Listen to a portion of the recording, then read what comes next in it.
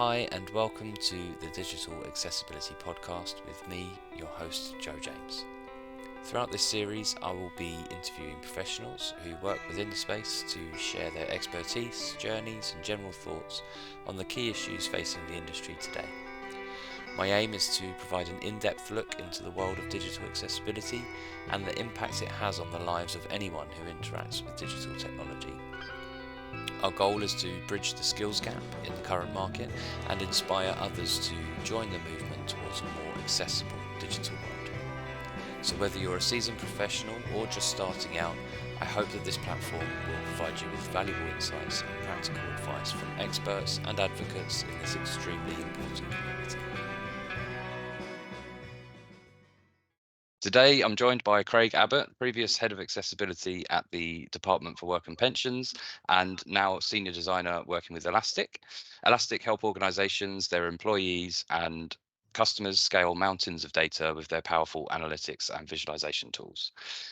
Craig's had a fruitful career starting out in design and development, moving into accessibility leadership and going full circle into senior designer role again to ensure accessibility is considered at all stages of the software development lifecycle. So Craig, welcome to the podcast.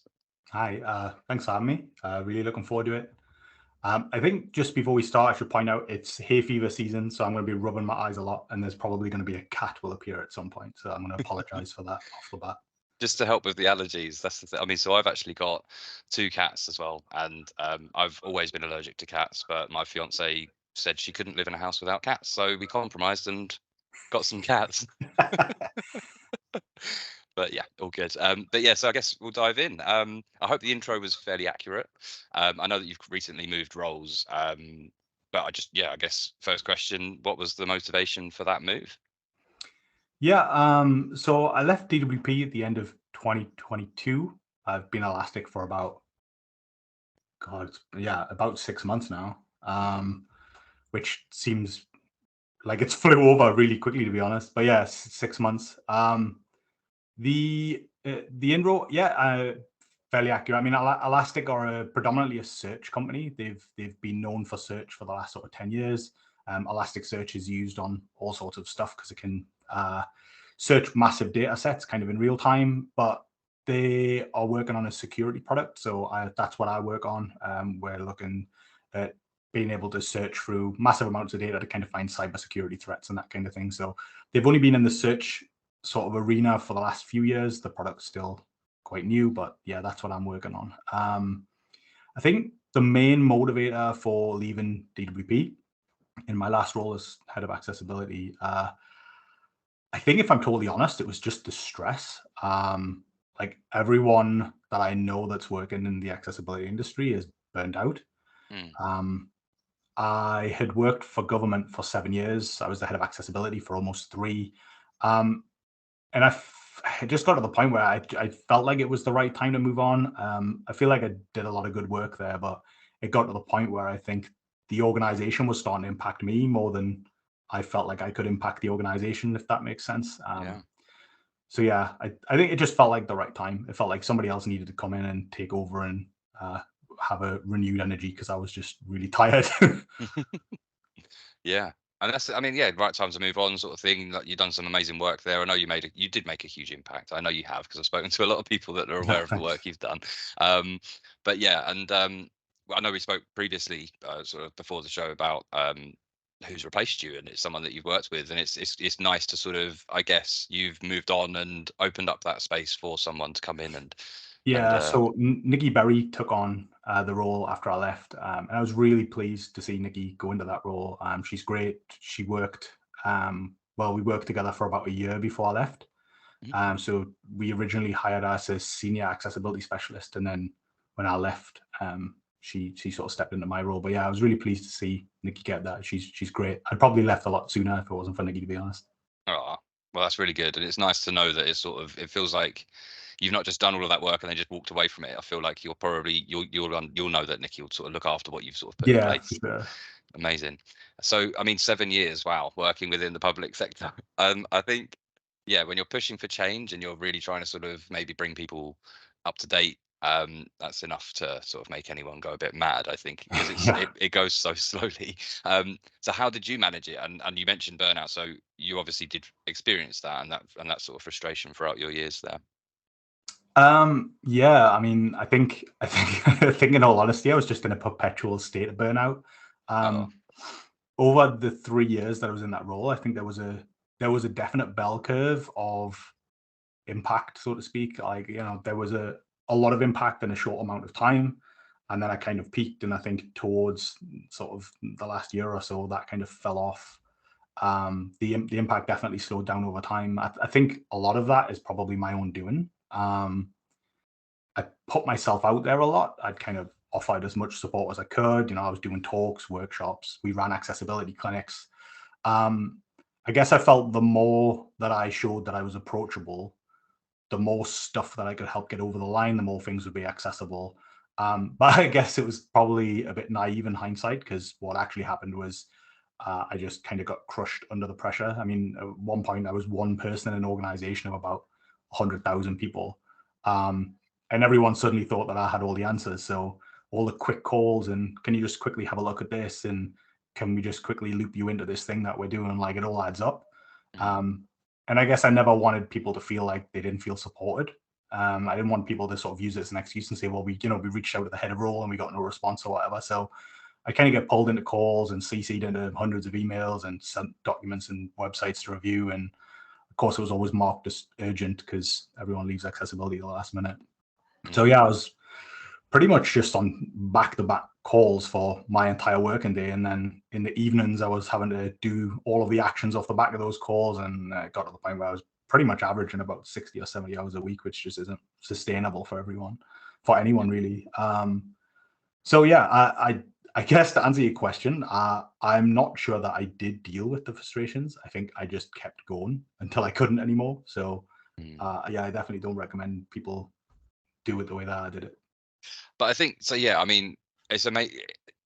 It's hard to really sort of put my finger on it, but I think it's when you've got that title, it almost added an additional amount of pressure. It's already pressure involved because but you're the face of it within the organization. You're the head of accessibility, so you're the go-to guy, and you see that in the UK especially. I feel people I speak to across the board, they are pretty much employing one person and then don't have the Yeah. budget or don't have the ability to grow their team out. So then delegate that work, and then there will be more support. So I guess it's just, unfortunately, I feel that that's the way that it's done quite broadly across different sectors as well. Yeah, I think I definitely took a lot of responsibility for stuff that wasn't my responsibility. Mm, I kind of had this idea that it would reflect badly on me as the head of accessibility if a service was out in the wild and it wasn't accessible. So I guess in some cases, nobody else was really taking responsibility for stuff. So I felt like I had to, but you can't be responsible for everything in an organization that large. Again, in not at all. hindsight. No, exactly. But and then within that, just to lump this on top as well, because we're on the subject of that sort of burnout, mental health, and struggling through the role. Did you?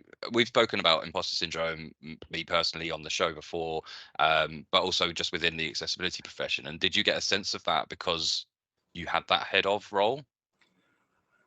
Yeah, yeah, imposter syndrome. Yeah, all the time. Imposter syndrome is something I've talked about in the past. I'm good friends with Gavin Elliott, who has toured the country giving talks on imposter syndrome. It's really common, I think, in a lot of digital roles.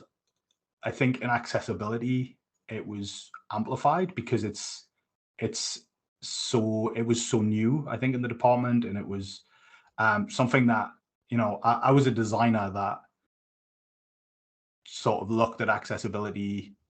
I took it on in my spare time, but I was very much a designer, and um, I did talks on it, and I did a whole bunch of stuff in my spare time to kind of drive that agenda forward. And then suddenly I'd found myself in this role where suddenly I was now responsible for all this stuff.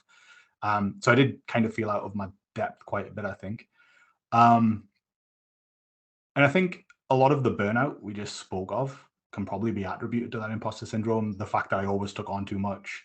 Um, I think as my role developed, what became apparent was my responsibility was very much a strategic role. It was, form a strategy, educate, try and change the culture of the organization, hire the right people in to do that stuff.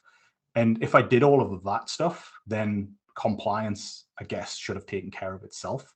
But that's really slow. So I guess I was doing all of that stuff, but then on an evening, I was still kind of rolling my sleeves up and doing accessibility audits and testing things with screen readers and writing documentation and those sorts of things. Because I guess I was worried if there wasn't a noticeable improvement with me in that role, then I'd look incompetent, or they wouldn't see the value in the role, or they wouldn't see the value in accessibility. So there was this real, I guess there was this real sense of urgency from me to try and prove the value of this, which when when you've got that weight on your shoulders, the imposter does kind of perk up and start saying some things.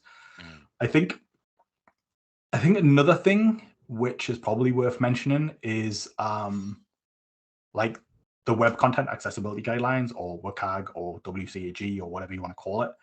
That'll be good for my captions later, by the way, Craig, so thank you. What's that? That's spelling it out like that's going to be great for the captions Oh. and the transcript later, so thank you for that. Yeah, I mean, people call it all sorts. I always call it WCAG, and then some people don't know what I'm talking about. So yeah, WCAG, whatever you want to call it. It is great, and it's worth, that is the takeaway point. Like, I fully believe in the guidelines and what they're for, but there are a lot of gray areas in that. You can think something's a fail, somebody else can disagree, and you have this back and forth, and sometimes there's kind of no right answer. Like a really good, I guess, real world example is DWP had this service called Tell Us Your Patient is Terminally Ill, I think it was called. But it allowed doctors to fast track patients through the benefit system. So if you were terminally ill, obviously every second matters, and you get access to financial support quicker. The form itself that they had to fill in was called a DS-1500. I think it's called an SR1 form now, but it was called a DS-1500 at the time. Don't ask me what the acronyms mean. I've got no idea, which probably highlights the problem. But yeah, what happened with that situation, I guess, to bring it back to accessibility, the doctors knew this form as a DS-1500, and the NHS called it a DS-1500, and the DWP staff called it a DS-1500. But unless you had direct experience of a DS-1500, this is going to be great for your captions later. It's going to be ticking the walls. But yeah, it just didn't make any sense unless you were in that industry. So of course I did a WCAG review or an audit. I had zero kind of context as that, and I pulled it up because links and headings just said DS-1500, and I said it didn't describe topic or purpose. Yeah. And there was a lot of pushback. They were saying, well, actually in our research, it shows that when we tried to change the name and say something else, like your patient is terminally ill form or something, people just didn't understand what it was. They were looking for a DS-1500. And that's perfectly valid, I suppose, but I didn't have that context. So of course people were, saying, well, you failed this, and it's not a fail, and there's all of these sorts. So you can find yourself in situations, I guess, where you doubt yourself. You think you know WCAG, you think you know accessibility, and you just don't always have the context. And WCAG, by its very definition, is just guidelines, and somehow it's become a legal standard, and there's no right or wrong answer sometimes, and it can really be quite tricky. But yeah, so that also, I think, affects imposter syndrome, is when people are telling you you're wrong and you can't really prove you're right. But yeah, for the record, I still think DS-1500 is a stupid and inaccessible name for a form, but here we are. I think everyone that listens to this will be in agreement with you. Unless we have some doctors that listen in, who knows? But so from that perspective, is it that was an internally used sort of acronym or code for that particular form, or would that be members of the public that would have to ask for that form to fill it out? So members of the public didn't touch it. It was a form which the doctor filled in, and then that came into government and then kind of fast tracked through by being attached to somebody's sort of benefit claim.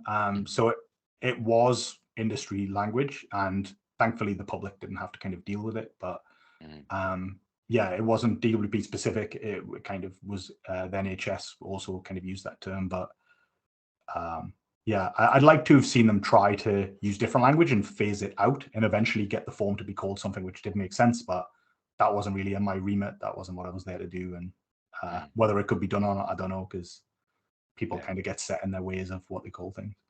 It's the whole change management side of it as well, isn't it? And it's just sort of, it's the awareness, because I can think of a number of reasons why you would need to have that as clear, simple language. There's many doctors out there that have their own potential cognitive, needs, but also, if it's a new doctor, the NHS is struggling to get Yeah. staff. So you've got someone in that's not worked within that, they don't know the acronyms, they're going to think, well, what do I search for? And if they won't know that acronym. But it's, Yeah.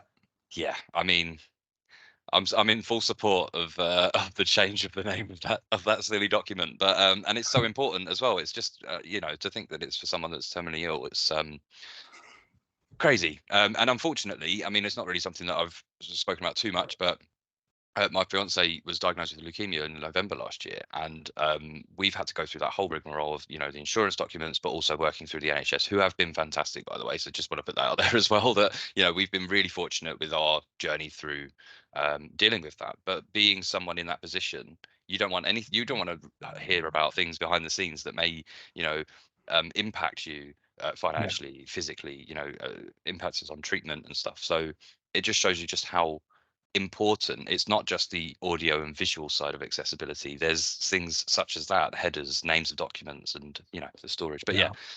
I digress. But thank you for trying your best to get it changed. But then, sorry, to go back onto the imposter syndrome side of that, and circle it back round. It's really interesting that you say that, because obviously, if you've only got guidelines to refer back to, and there's no sort of set standard, like this is exactly, the reason I'm trying to make this change is X, you can't argue with that, but you can Yeah. argue with guidelines because they just think it's an opinion. Yeah, I think with that's always been a frustration, I think, with things like accessibility audits and whatnot. Like there's this sort of there's this idea that you can check something and it's a binary answer. Like you can look at it and go, yep, that meets the criteria, that doesn't. But a lot of it's human readable things. It's like, do your links make sense? Do your headings make sense? The things that are binary, like you can definitely look at some of those things. Like, is your HTML semantic? Are you using a heading level 2 when you should be using a heading level 3 or something like that? But for a lot of the human readable stuff, it does become a gray area, and two people can audit the same website and decide, one can pass it, one can fail it, just depending on what their context is of the service. So I think the fact that they are guidelines, like I'm not even sure if W3C, who wrote WCAG, ever intended it to be written into legislation, which I think does sometimes complicate things. But I think, yeah, it's definitely better to have it in there. I'd rather people pushed back and had a valid reason for pushing back than to just accept everything. I think that's a really good example of accessibility maturity. I think that was one of the ways that I was trying to measure some of the stuff. So we had some objectives and some key results, and one of the things that I was looking for was constructive sort of pushback. A lot of the time, if I said something failed in audit, everyone just went, "Okay, tell me how to fix it." But if somebody's saying, actually, we don't think that it is a failure, and here's the reasons why, that shows a level of progression where they're now starting to understand.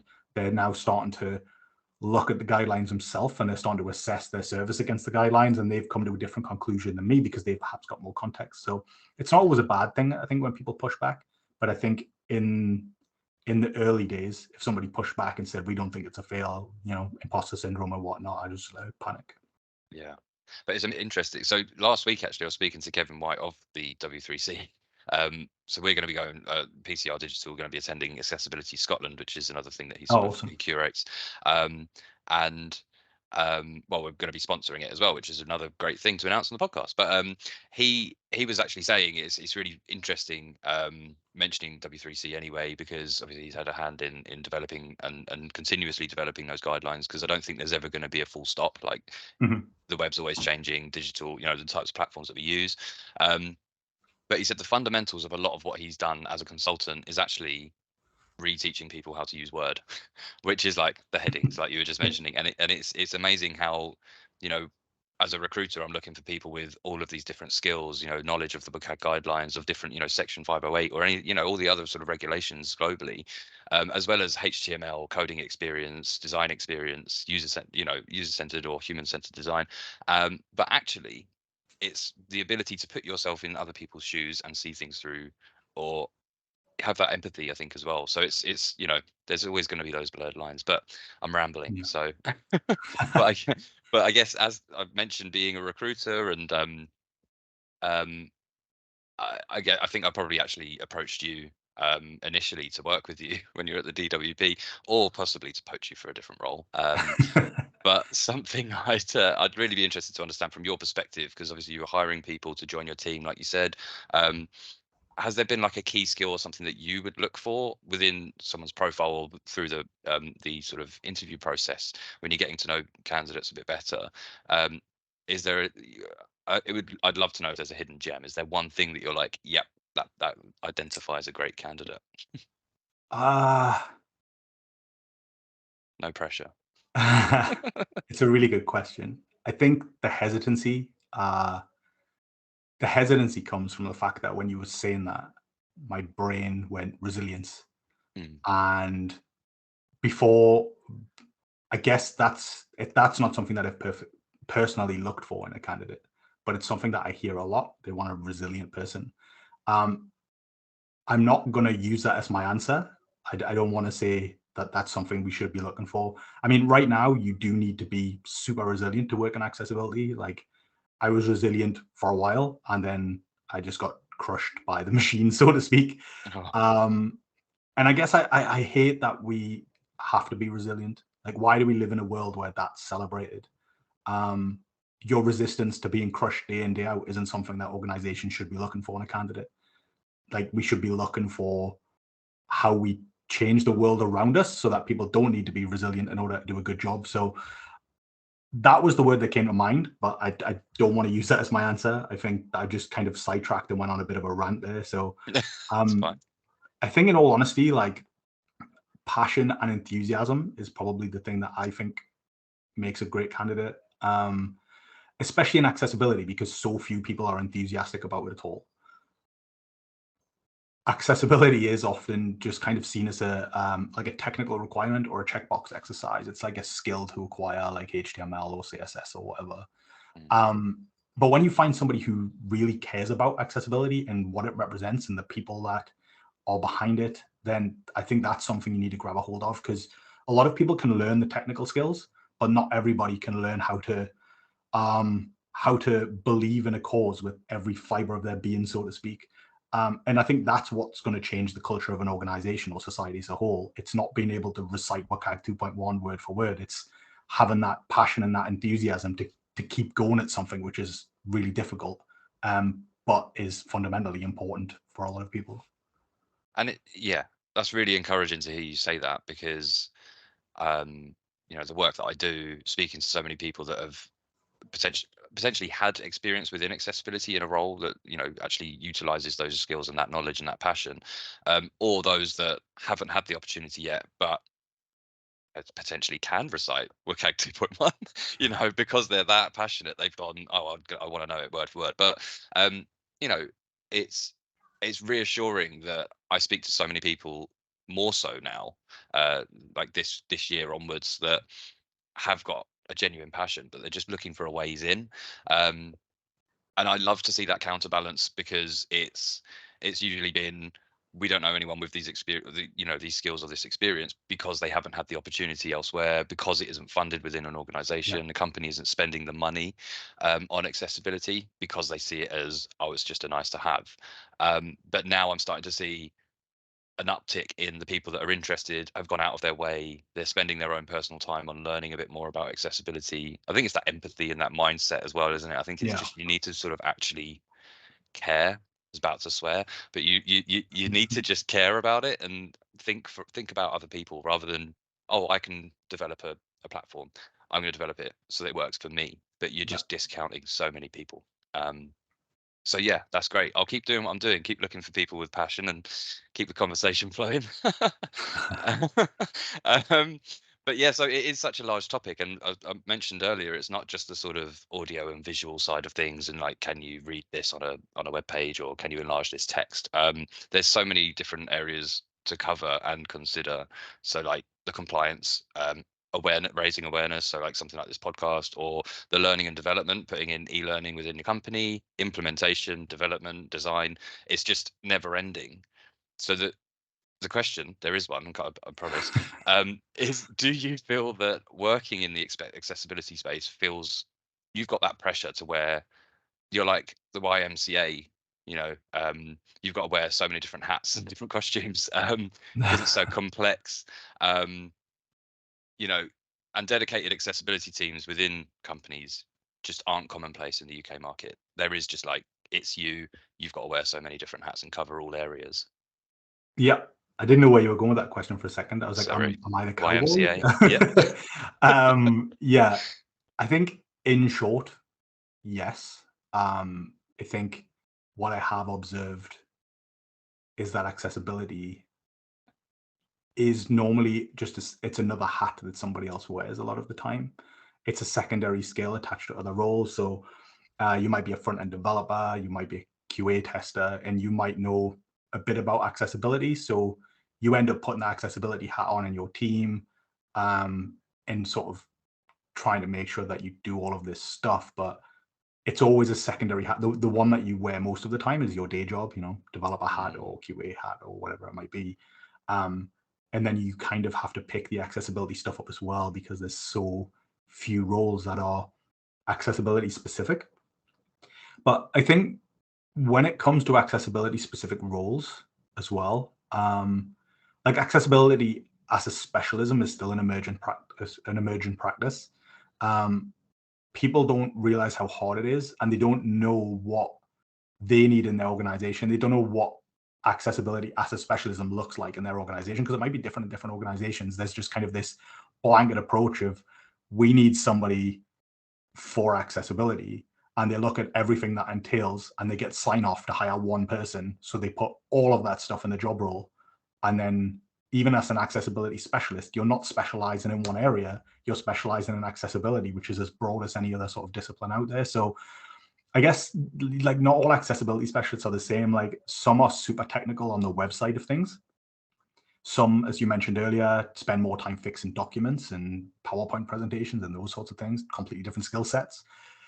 Some accessibility specialists will tell you how high a grab rail needs to be or how steep the ramp in your building is allowed to legally be to be compliant. They might not do anything with web accessibility, but again, they're still an accessibility specialist. It's just in a different area of the industry. So they're kind of expecting one person to do all of this stuff. You're expected to know HTML, CSS, JavaScript, ARIA, WCAG 2.1, legislation, the Equality Act, Public Sector Bodies Accessibility Regulations. Then you might need to know European legislation like EN 301549, which is hilariously and accessibly named, by the way. Or you mentioned earlier, Section 508, like US regulations. You don't even work in the US, but you might have to know the legislation for that because that can just go in the job role as well. Screen readers, voice controllers, screen magnifiers. Some I've seen where you've got to know like how to use Braille readers. You've got to know how to perform audits for the web, perform audits for mobile, which again is completely different. Manage stakeholders, manage up, manage down, train new starters, write documentation, do procurement, do strategy, do recruitment, and yeah, the list goes on. And I guess the other thing that's super frustrating about this is they'll put all that stuff in the job advert and then they expect someone to do it for the salary that's only half that of a front-end developer. Like there's very little value placed on accessibility specialists. Most of the roles that we see go out are that of what is normally a junior developer. So you've got an accessibility specialist who has to check front-end developer code and tell them why it's broken and tell them how to fix it. And the developer's getting paid twice the salary. It's just crazy. Like there's a lot of organizations that just don't seem to see the value in what people do, and they ask for the world and give very little in return. And I think that needs to change. But yeah, I think to circle back to the question, I think, sorry again for going off on a bit of a rant, but I think at least for a while, anyone who works in accessibility or in a role that's closely attached to accessibility will be wearing multiple hats until accessibility matures as a practice, I think. Absolutely. I think you're bang on. And I mean, I've done some hiring. There's a huge tech giant that I work for. Can't say the name for legal reasons. It's within our contracts. And I help them to hire mobile accessibility specialists.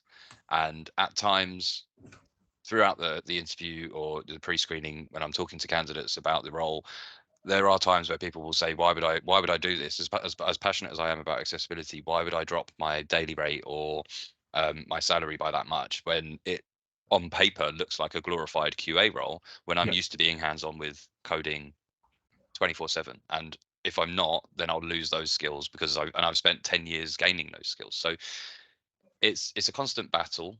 But I think, like you say, I don't think we can put a blanket title on things like that. I think that's No. where I struggle when I've got job specs for every single different type of company that might be hiring accessibility people. It Yeah. has to be accessibility slash the role, and it's annoying that it is that, but I think it's better to do that so that you've got people that are covering in those specialist areas rather than just there's this one blanket person. Yeah. I guess in a head of kind of role, maybe you can say you've got the oversight because you've dipped your toe in all of those, but you're more the overseer rather than everything's going to get pushed to you, Yeah. so Yeah, for yeah. sure. I think in time, and this is based on nothing but a hunch and kind of my own experience, so I might be completely wrong. But I think in time, accessibility specialist, although it's an emerging practice, I think it'll probably diverge. I think it'll split. Like we used to have webmasters, and then that split into various roles. And even we had UX designers, and now we have interaction, service, content. We've got all these different types of things. I imagine at some point accessibility, I'd like to see it get to the point where accessibility, you could specialize in different things. You could be a document accessibility specialist, you could be a web accessibility specialist, you could be somebody that is a policy accessibility specialist. I think it isn't a role in itself. I think it is sorry, it is a role in itself, but I think it's not a blanket specialism in itself. I think there's various other elements to it, and you can't specialize in them all because there's just too much. It's like trying to be an entire digital team on your own just isn't really feasible. I was gonna liken it to saying that you're a developer and then you actually mostly use sort of JavaScript or JavaScript frameworks, and people are saying, "Oh, here's a .NET job, go and do that." And it's Yeah, like, well, actually, I don't. The syntax is completely different. But actually, you get polyglot developers, so that's not even a fair comparison. It's actually, like you say, a whole digital team in one person. I mean, if you're yeah. compensated for the price of a full digital Well, team, then yeah, maybe you give it a go. exactly. I think if you specialize in, if you're doing the job of three or four people, why aren't you getting paid to do it? I suppose. Yeah, no, exactly. But um, I guess that's also where my job comes in as a recruiter because I'll get the spec, I'll understand it from the hiring manager, I'll make sure I know exactly what area of accessibility this person might need to be focusing on. It's hard because, like you say, usually we've got the budget for one person. Mm. I want them to do everything. I try and make it very clear that that's just not going to happen. You're going to get people that are more leaning towards one sort of area of Yeah, of the space, and then it's my job to pick out. Oh, they work mostly in PDF accessibility rather than web, or yeah, So it's hard because I've been told I'm the only person in the UK market focusing on accessibility recruitment. Maybe that's a silly thing for me to do, but I'm hoping to make a change there as well. So can you put the salaries on the job roles? That really bugs me when you view a job role and then it doesn't tell you the salary, just says competitive. Is that a thing? Am I allowed to ask you that? absolutely, yeah. So that's it's. I mean, so we get requests from certain clients to say we don't want to put because internally it may be seen.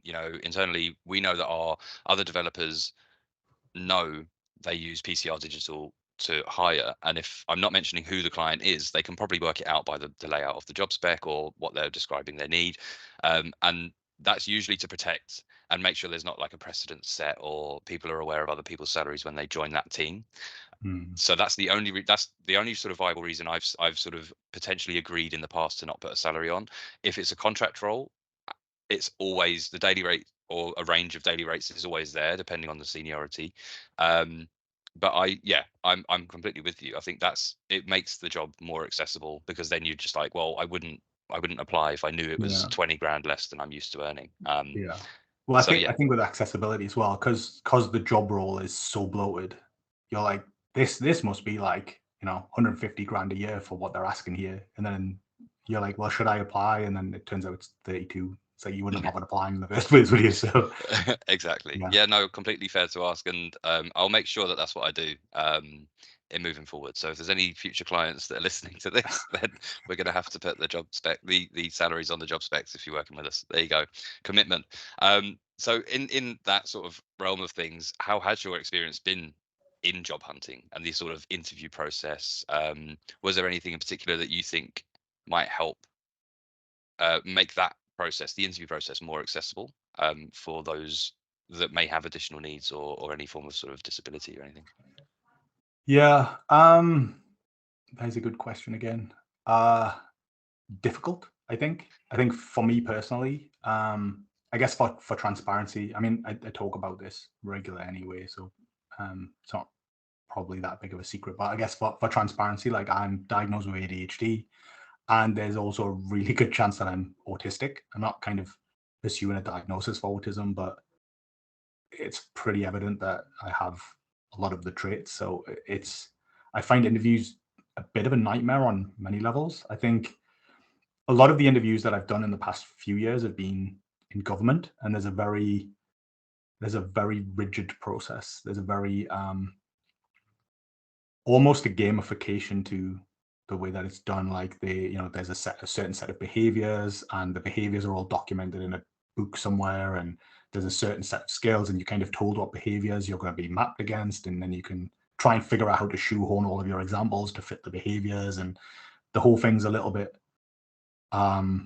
strange. But I guess in more recent interviews, obviously, I've only been in this role for 6 months, so I was kind of doing some interviews at the back end of last year, and I do get really anxious around the uncertainty. I think that's the biggest thing for me. I'm fine with bad news. I'm fine with good news. The uncertainty is what kind of kills me. And I think recruitment processes are super opaque.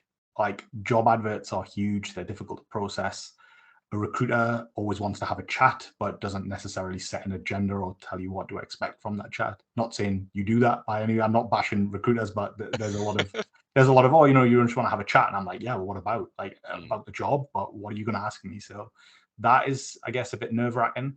And sometimes now there's like 3 or 4 interviews, and you have interviews with different people at different stages. You might have an interview with a recruiter, then I was going for design roles, so you'd have an interview with a designer or two, and then you'd have an interview with somebody else. And I guess like it's not always clear what the differences are either. So I assume when I'm talking to the designer, I'm going to be talking about design work. I'm going to be asked about things that I do as a designer, work, sort of way I work, and that sort of thing.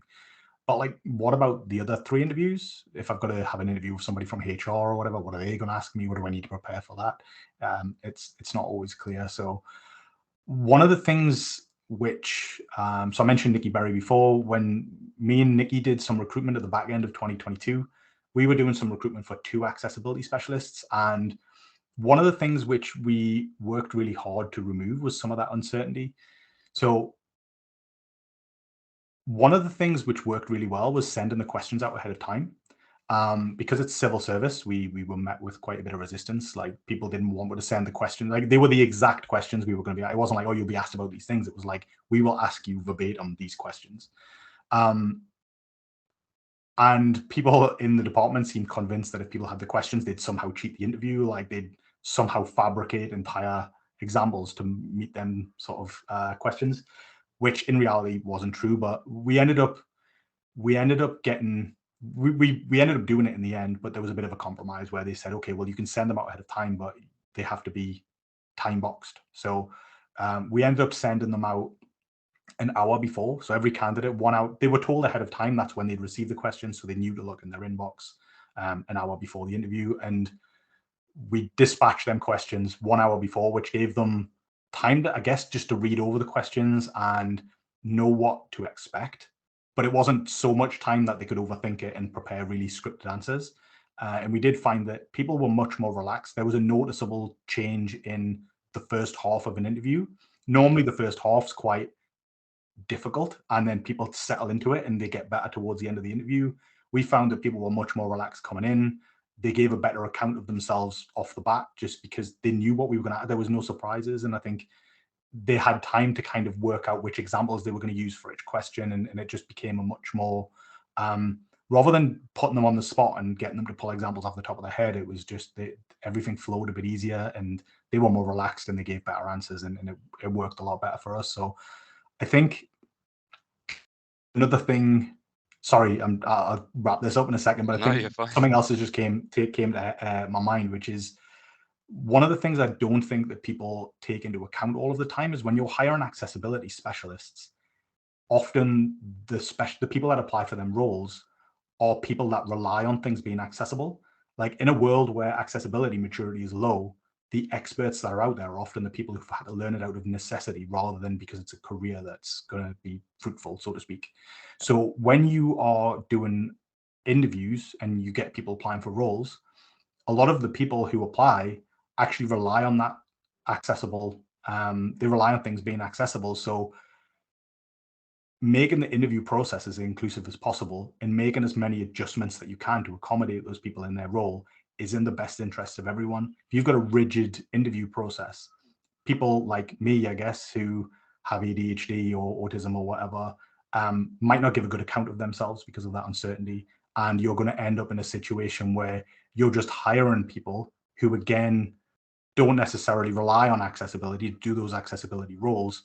And that lack of diversity means that you're probably not going to get to the right outcome. So I think making everything as inclusive as possible means you are more likely to get people, you're more likely to get the people into those roles who you want in.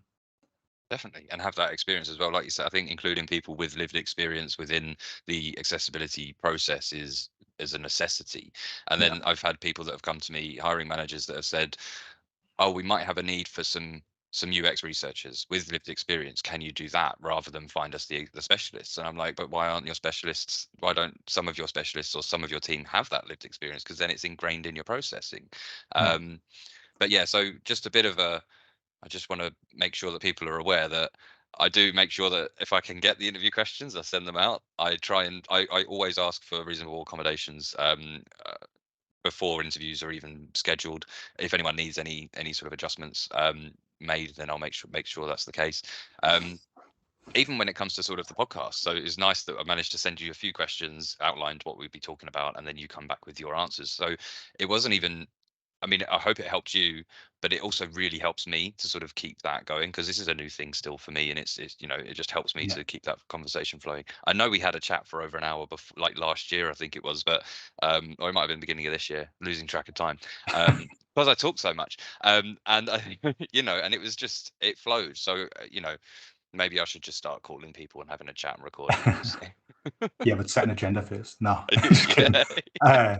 I think there was a point there that you made though around lived experience, and I think something else which is useful, maybe useful is the wrong word, but something else which is, I guess, interesting is when you hire people with lived experience into those roles, when you hire people as accessibility specialists who have to live and breathe it every day, it also helps when you're trying to convince people that things need to be accessible. So one of the things that I've seen is, so Nikki, for example, who took over as head of accessibility, Nikki is a wheelchair user.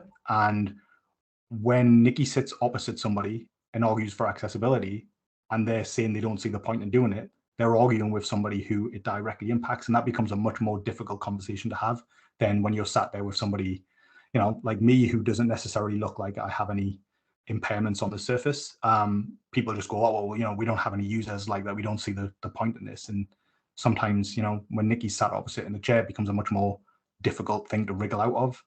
I hope Nikki doesn't mind me saying that, but I have seen it firsthand where, people have sort of not, especially over Teams and things, people don't always see the chair and they're arguing, they don't see the point in it, and it can, Nikki handles it very well, but they're essentially saying we don't care about fixing this for you, so to speak. So Definitely, and I think, but even not necessarily to sort of just throw it in people's faces. I know that's not the intention, but it's also the awareness. They may not be aware, and it could just be blissful ignorance where they just think, "Oh no, surely not. No one's going to be using this service." But yeah, it's an instant bit of awareness that actually, no, not just your users, but your employees need things to be yeah. accessible. We hear that a lot. I mean, the amount of times I heard, "Oh, well, we don't have any users with accessibility needs," and it's this sort of self-fulfilling prophecy where people have products that aren't accessible, and then they hire people in to use them. And one of the specifications, I guess, is you've got to be able to use a system. So if somebody uses a screen reader or voice control and it doesn't work, then they can't be hired into that role because they can't do it because the service isn't accessible. And then you end up in this perpetual state of, oh, well, we don't have any any users that require accessibility. And it's like, yeah, because you can't hire them. You created an ableist environment where these people physically can't come in and do the role, and then you're using that to validate the fact that you don't need to do accessibility because you don't have any users that have accessibility. So there's this weird paradigm where people justify to themselves with this circle of something other than a swear word that I can't think of. Yes, I think we're following, and I think it's an unfortunate thing to happen. It's like a catch-22 though, isn't it? It's just sort of, oh no, we don't need that, but I need that. Okay, well, can you come in and fix it? It's like, well, if I can't access it, then how can I actually even start to think about how to begin? Yeah, it's oh man, we could talk for days, I think. I'm gonna just skip forward to like the sort of final thoughts, if that's okay, Craig. Yeah. So I guess if you're happy to sort of take this time to just share something of importance to you at the moment, either within sort of personal life or accessibility. I mean, obviously theme of the podcast, but feel free to share if you're putting together anything yourself. Yeah, I think something that is of real importance to me at the moment is, I think, trying to push for accessibility beyond compliance. I think somehow compliance has become this end goal. It's become this, people achieve compliance and pat themselves on the back and say that they're awesome because everything's accessible. But actually, compliance is probably just the bare minimum. That should be the first step to whatever it is that you're trying to do.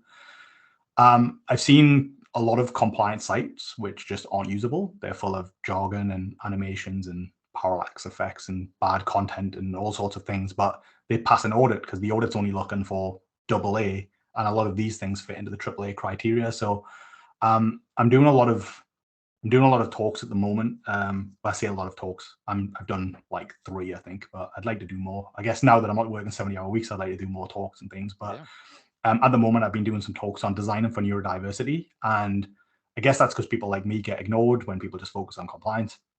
But I'm kind of hoping that it can change the way that people think about it, because accessibility wasn't thought of at all. And it's definitely getting better now. People know they need to be compliant, but what I don't want is people just going, oh, well, we need to be compliant at the end. So I think I want to get people thinking, okay, well, once you're compliant, then what more can you do to make sure it works for everybody, rather than just saying, we passed an audit, we're great, let's sort of be done. I think W3C, it's worth probably mentioning that they are planning to address, they've noticed that WCAG 2.1 and the way that it's currently being used doesn't do a lot to cater for people with cognitive issues or neurodiversity and those sorts of things.